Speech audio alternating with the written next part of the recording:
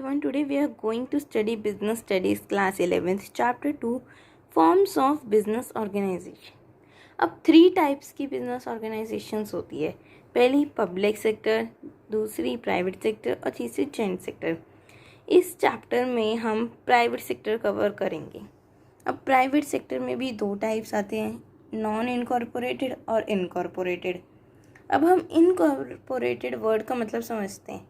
Incorporated word का मतलब होता है लीगल ऑर्गेनाइजेशंस, मतलब लीगल कंपनीज जो होती है हम उन्हें इनकॉर्पोरेशंस कहते हैं। नॉन इनकॉर्पोरेटेड ऑर्गेनाइजेशंस में कौन कौन आते हैं? Sole proprietorship, joint Hindu family business, partnership and joint ventures. और इनकॉर्पोरेटेड में आते हैं कॉर्पोरेटिव एंटरप्राइजेज या सोसाइटीज़ या एंड जॉइंट स्टॉक कंपनी। अब हम सबसे पहले सोल प्रोप्राइटरशिप ऑर्गेनाइजेशन को पढ़ते हैं। आप अगर चाहो तो एनसीईआरटी ले लो अपने साथ ताकि आपको और ईज़ हो जाए पढ़ने में। अब जो सोल प्रोप्राइटरशिप होती है वो एक सिंपलेस्ट फॉर्म है। सोल मतलब इंडिविजुअल या ओनली, ठीक है, और प्रोप्राइटरशिप मतलब एक ownership, owner of the company बोलते हैं ना। एक अकेला इंसान जब कंट्रोल कर रहा हो या फिर सारी एक्टिविटीज संभाल रहा हो, हम उस चीज़ को सोल प्रोप्राइटरशिप कहते हैं।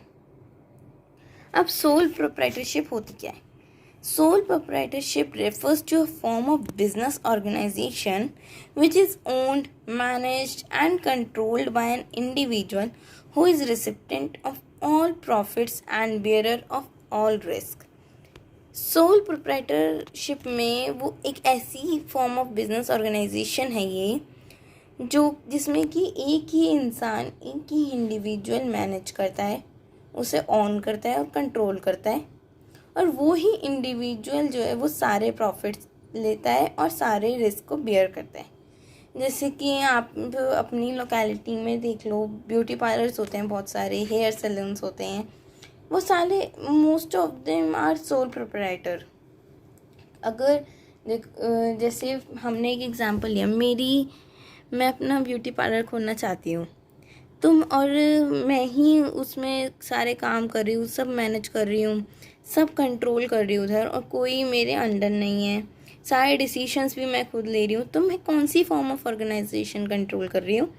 वो है सोल प्रोप्राइटरशिप। अब हम सोल प्रोप्राइटरशिप के कुछ फीचर्स पढ़ते हैं। पहला फीचर है फॉर्मेशन एंड क्लोजर। जो इस type of organisation mean sole proprietorship की ऑर्गेनाइजेशन जो है उसकी फॉर्मेशन और क्लोजर बहुत इजी है, क्योंकि एक इंडिविजुअल है, उसी को फॉर्म करनी है। अगर उसका मन किया बंद करने का तो वो बंद भी कर सकता है। लाइबिलिटी क्या होती है? एक इंडिविजुअल है तो मतलब अनलिमिटेड लाइबिलिटी हो गई उसकी, क्योंकि उसी को अगर कोई रिस्क होता है तो उसी को बियर करना पड़ता है, और उसके पर्सनल एसेट्स भी यूज़ हो सकते हैं उस रिस्क को बियर करने के लिए। Next is sole risk bearer and profit recipient. मतलब अगर कोई रिस्क होगा तो उसे ही भरना पड़ेगा, और अगर कोई प्रॉफिट होगा तो वो उसे ही मिलेगा इंडिविजुअल को। कोई पार्टनर नहीं है उसके साथ, तो वो क्यों किसी के साथ रिस्क शेयर करेगा, और क्यों किसी के साथ अपना प्रॉफिट, है ना। अब नेक्स्ट फीचर है कंट्रोल। इसमें सिर्फ एक इंडिविजुअल का ही कंट्रोल होता है, क्योंकि ये सोल प्रोप्राइटर है, ओनली ओनर है। अब नेक्स्ट फीचर है नॉन सेपरेट एंटिटी। वैसे तो कहा जाता है कि जो बिजनेस एंटिटी है वो अपने ओनर से अलग होती है, पर लेकिन सोल प्रोप्राइटरशिप है ये, तो इसमें कोई सेपरेट एंटिटी नहीं, क्योंकि एक ही इंडिविजुअल है। अगर कोई रिस्क होगा तो वही लेता है, उसी को भुगतान करना होता है, और कोई प्रॉफिट होता है तो ऑब्वियस है वो ही लेगा, वही रिसिपिएंट होगा प्रॉफिट्स का। ओके, अब लैक ऑफ बिजनेस कॉन्टिन्यूटी, ये इसका लास्ट फीचर है। लैक ऑफ बिजनेस कॉन्टिन्यूटी इसीलिए कहा जाता है क्योंकि बाई चांस अगर उसकी डेथ हो जाए, जो इंडिविजुअल ओन कर रहा है, या फिर कोई भी इम्प्रिजमेंट हो जाए, मान लो उसको जेल हो जाए, तो बिज़नेस तो उस टाइम पे रुक सकता है। तो इसलिए लैक ऑफ बिजनेस कॉन्टिन्यूटी। अब मेरिट्स क्या है?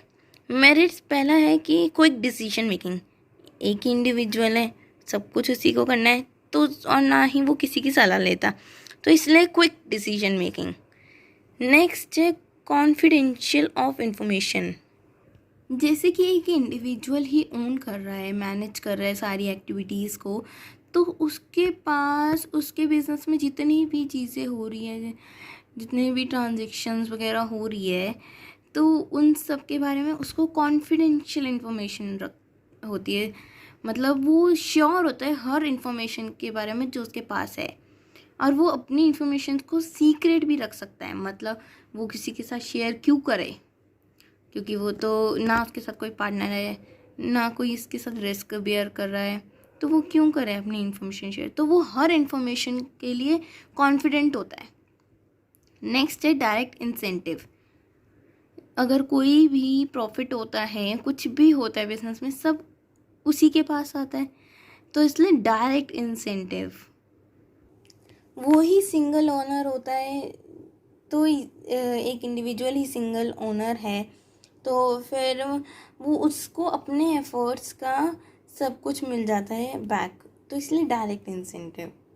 सेंस ऑफ इनकम्प्लिशमेंट, मतलब अगर वो उसका प्रॉफिट हो रहा है, तो इससे उसका मोटिवेशन बढ़ता है कि हाँ मैंने जितने एफर्ट्स लगाए उससे मेरा इतना प्रॉफिट हो रहा है, और अगर मैं थोड़ा और करूँ और अपने एफर्ट्स डालूँ तो उससे मेरा और प्रॉफिट हो सकता है, और मेरे बिजनेस में जैसे बोलते हैं ना, तरक्की हो सकती है।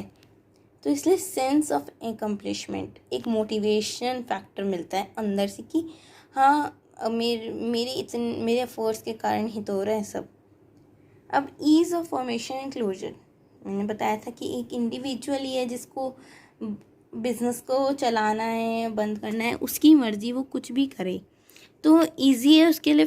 कभी भी वो फॉर्म कर सकता है इस टाइप के बिजनेस को और इस टाइप की ऑर्गेनाइजेशन को, और कभी भी बंद कर सकता है जब उसका मन आए। अब आती है लिमिटेशंस। लिमिटेशंस क्या होती है? पहली लिमिटेशन है लिमिटेड रिसोर्सेज। एक इंडिविजुअल है, उसकी अपनी पर्सनल सेविंग्स कितनी है, उसी हिसाब से उसके पास रिसोर्सेज होंगी। तो एक इंडिविजुअल के पास ऐसा तो है नहीं भर भर के बहुत सारे अनलिमिटेड रिसोर्सेज हो, तो लिमिटेड रिसोर्सेज एक पहली लिमिटेशन है इसकी। सेकेंड है limited life of a business concern. By chance उस इंडिविजुअल ओनर की डेथ हो जाए, इम्प्रिजनमेंट हो जाए, या बैंकरप्ट हो जाए वो, तो फिर बिजनेस की जो लाइफ, मतलब बिजनेस की जो कॉन्टिन्यूटी है वो रुक सकती है। ठीक है ना। अब नेक्स्ट लिमिटेशन है अनलिमिटेड लायबिलिटी।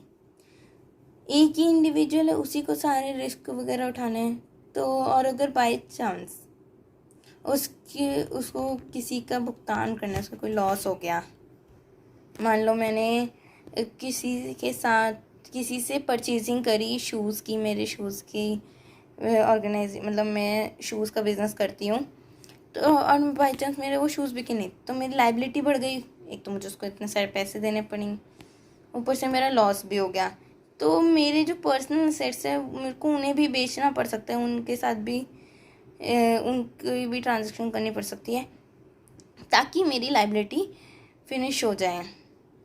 तो इसलिए अनलिमिटेड लायबिलिटी होती है। नेक्स्ट फोर्थ लास्ट लिमिटेशन है लिमिटेड मैनेजरल एबिलिटी। अब एक ही पर्सन है, उसी को सारी परचेजिंग, सेलिंग, फाइनेंसिंग वगैरह देखनी है कि कौन कौन सी ट्रांजेक्शन हो रही है, क्या हो रहा है। ऐसा तो है नहीं हर पर्सन हर चीज़ में माहिर हो, तो इसलिए जो मैनेजरल एबिलिटी है वो लिमिटेड होती है। मतलब कहीं ना कहीं लैक हो सकती है हमारे स्किल्स वगैरह को देख के। एक इंडिविजुअल कितना कुछ मैनेज करे, हर कोई नहीं कर पाता है, तो इसलिए लिमिटेड मैनेजरल एबिलिटी।